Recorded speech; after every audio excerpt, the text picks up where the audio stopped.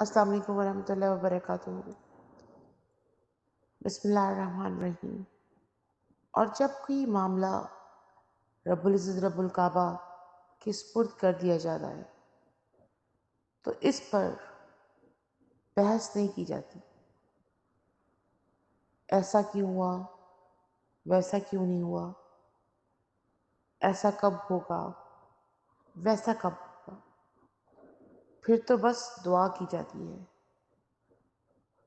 جو کہ ہم کرتے ہیں اور وہ بہتر جانتا ہے اس کو کب قبول کرنا ہے۔ پھر تو ادب سے ہاتھ بڑھا کر اپنے رب سے التجا کی جاتی ہے۔ پھر تو مسکراتے ہوئے اشکوں کے جو دیے ہوتے ہیں ان کو بہا دیا جاتا ہے اپنے رب الکعبہ کے سامنے۔ نصیب سے ضد کبھی نہیں کی جا سکتی، نہ وہ اس سے کوئی لڑائی کر سکتا ہے۔ نصیب سے عاجزی لڑتی ہے کیونکہ ہمیں معلوم ہی نہیں۔ جب اللہ تعالیٰ کے احترام میں سر کو جھکا لیتے ہیں،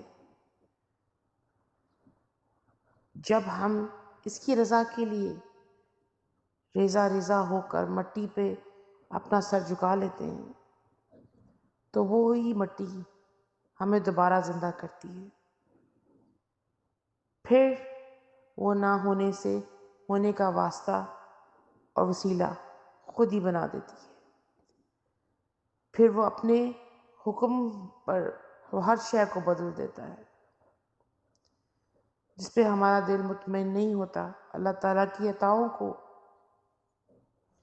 صرف جاننا ہے، اور اس کی ان کی عطائیں بہت بڑی ہیں۔ اس کی شان جل جلالہ و ذوالجلال والاکرام ہے۔